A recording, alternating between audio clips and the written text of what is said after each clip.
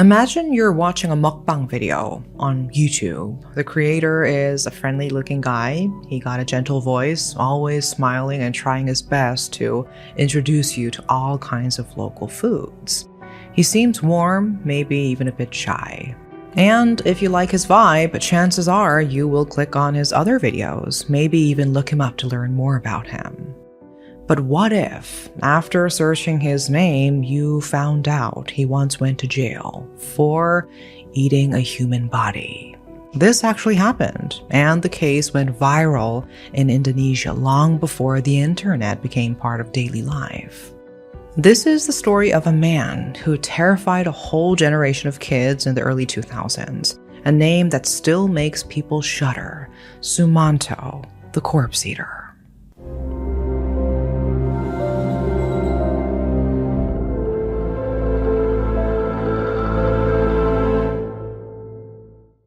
It all started on January 11th, 2003. The weather in Indonesia was unusually hot. Most people stayed indoors, trying to cool down with fans or iced tea.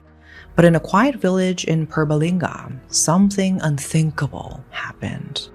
A grave, just buried 16 hours earlier, was found wide open, and the body inside gone. It was the grave of a woman named Mrs. Rina. Locals were terrified. They immediately called the police, and soon a trail of disturbed soil led them straight to a small, run-down hut made of bamboo. People crowded around. They started talking. Someone pointed and said, "That's her. Those are her bones." And sure enough, inside that little shack were what appeared to be human remains. Police arrived and arrested the man who lived there, Sumanto. As he was led away in handcuffs, the crowd stood in stunned silence. Someone asked the question everyone else was thinking: did he really eat her?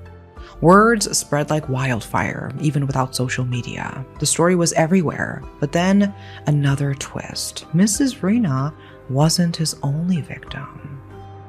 So who was Sumanto? What drove him to commit something so disturbing? And why did this case leave such a lasting mark on the country? Sumanto was born on March 3rd, 1972 in Purbalingga, Central Java. He was the oldest of 5 siblings: Mulyati, Karyono, Mariati, and Mulyanto. His family was better off than most in the village. Their house was bigger, and as a kid, Sumanto could afford toys and clothes his neighbors couldn't. The family's wealth came from inherited land and property. He went to Pelumutan 1 Elementary School and was known among his classmates as Suman. Even back then, people noticed he was a bit odd, pulling pranks, acting strange sometimes, but he got decent grades and moved on. Sumanto's dream was to attend Kemangkon 1 Middle School, but his test scores didn't make the cut. Determined, he repeated 6th grade just to retake the entrance exam. The second time, he passed. His new school was 3 kilometers away. Every day, he walked there on foot, herded goats afterward, and collected weeds to feed them. In the evenings, he studied the Quran at the local mosque. With no TV, village life was simple. People looked forward to things like layar tancap, a traveling outdoor cinema, or traditional puppet shows called wayang. But life changed quickly. In middle school, his family's finances crumbled. First, they couldn't afford new clothes, then food. They sold their livestock, land, and even furniture to survive.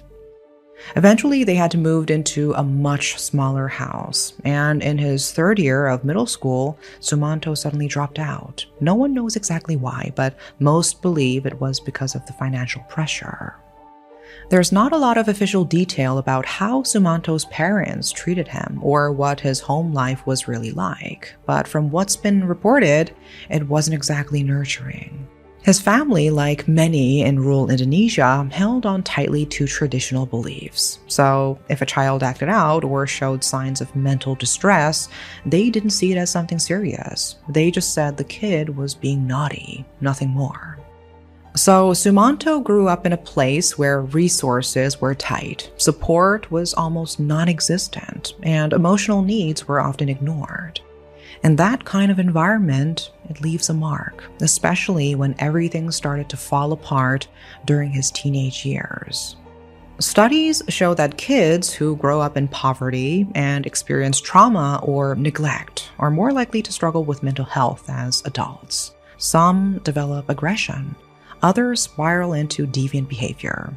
For someone like Sumanto, who was already isolated, already struggling, that lack of care and understanding only made things worse.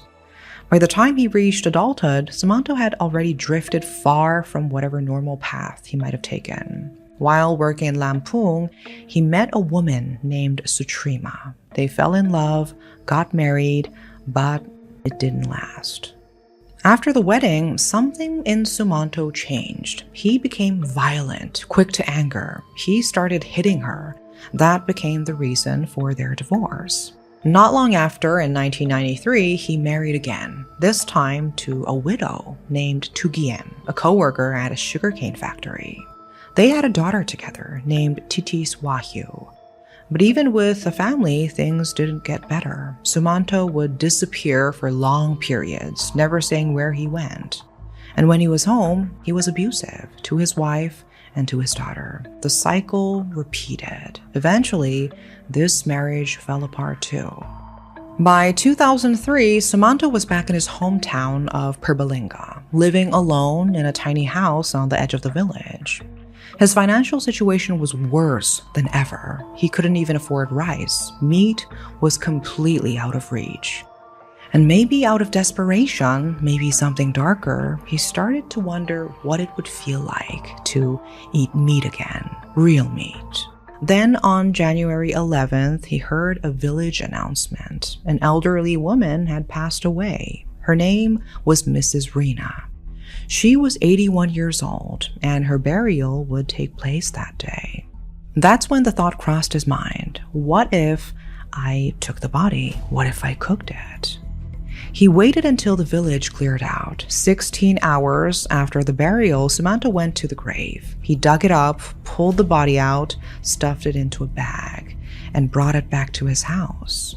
What he did next is the stuff of nightmares. He cut the body into pieces. Some claimed he even removed her genitalia and turned it into a necklace. Then he cooked part of her flesh just like it was normal meat. But soon the village found out. Someone noticed the grave had been disturbed. When people looked inside, the coffin was empty. One villager stepped forward, shouting, "I saw it. It was Sumanto. He took the body. He was wearing something that looked like a woman's parts." Panic spread fast, and within moments, a crowd formed. Some people picked up weapons, just in case. They all headed towards Sumanto's house. When they arrived, they saw it for themselves. Dirt, the color of dried blood leading up to the door.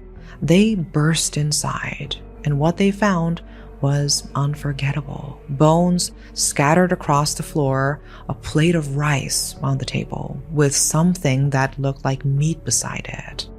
Everyone was thinking the same thing. He ate her. He actually ate Mrs. Rina.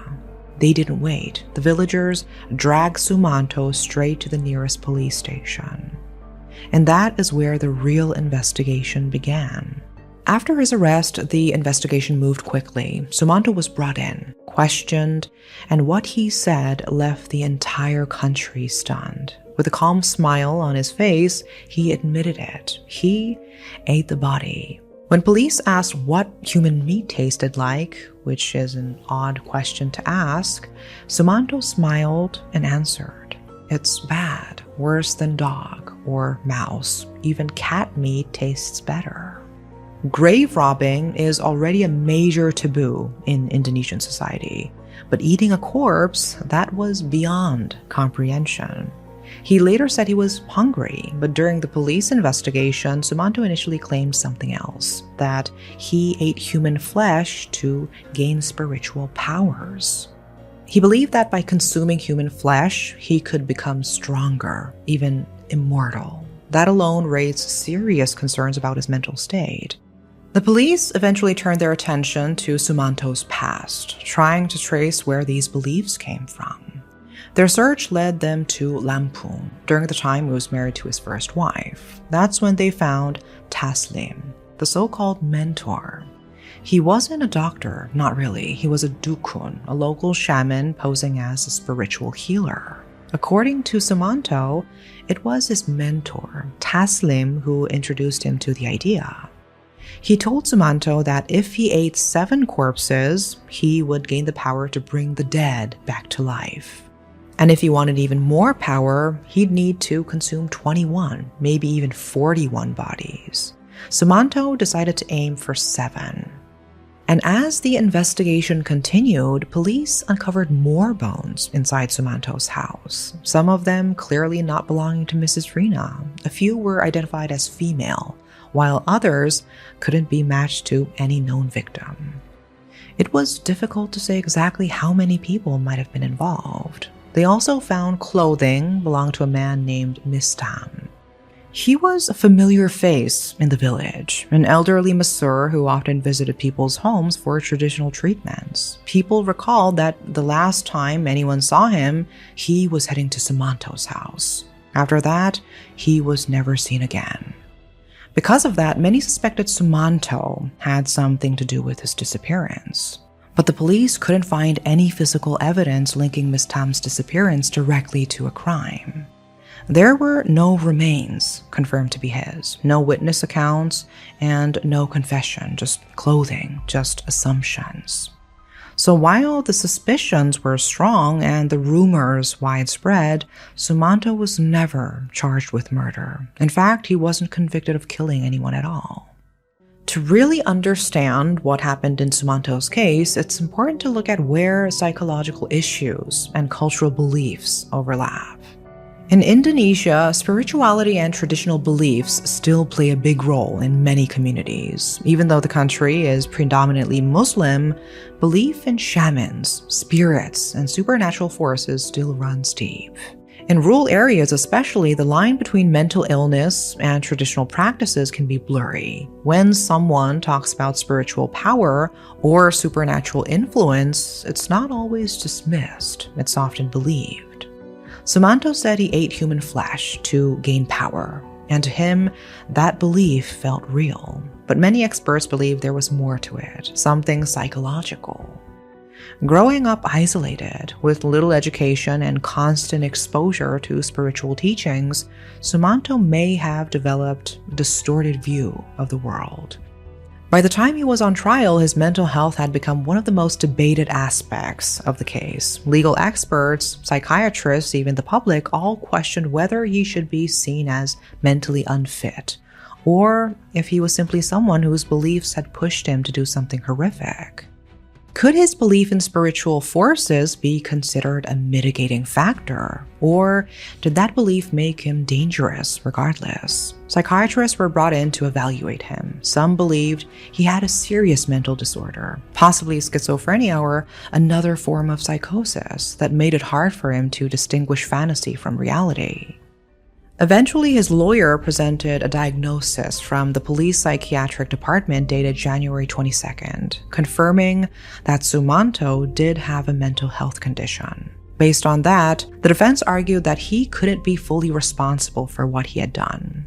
His lawyers also argued that Sumanto hadn't actually killed anyone, that he was mentally unstable and had simply stolen a corpse. They told the court that Sumanto's actions weren't driven by personal malice, but by warped understanding of spiritual duty. Whether influenced by mental illness or traditional beliefs, they said, he genuinely believed he was doing something meaningful, even necessary. And somehow, the court agreed. Sumanto repeatedly insisted he was innocent. He admitted to taking the body, yes, but he denied that what he did was wrong in the way people thought. On July 22, 2003, the judge handed down the final sentence, 5 years in prison, 1 year less than what the prosecution had sought.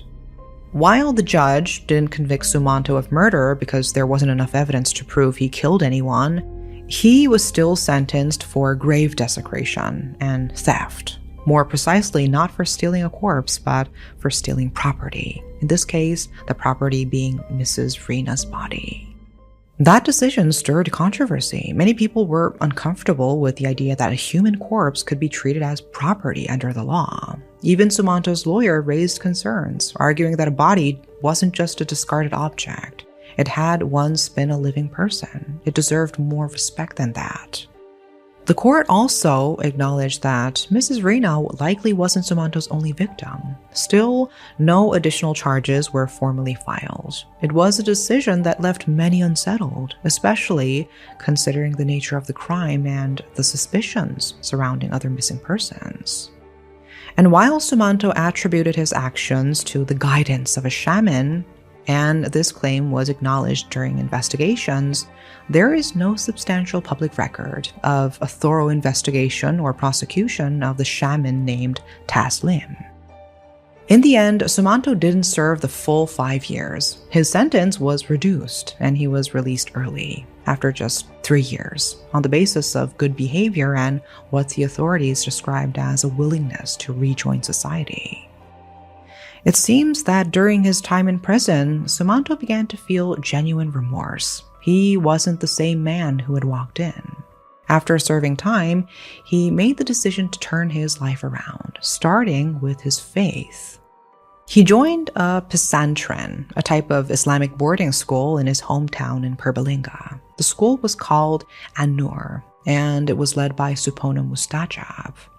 There, Sumanto began to learn more about his religion. He was taught how to repent, how to reflect, and how to move forward. Those around him started noticing a change. He became gentler, friendlier, he always smiled, and he formed close relationships with the other students. That story spread quickly, and when it did, people started to look at his case a little differently. Some began to wonder or even sympathize with him. Was Sumanto really the monster people thought he was? Or was he someone who had been hungry, isolated, and confused? Someone who saw a human corpse not as sacred, but as something abandoned. Maybe, in his mind, he thought, it's already buried and forgotten. If the worms are going to eat it, why not me? Over time, people also started to question the case itself. For such a high-profile crime, there were surprisingly few photos of real evidence. Police said they found bones and remains in his home, but only reenactment photos from the investigation were ever released to the public.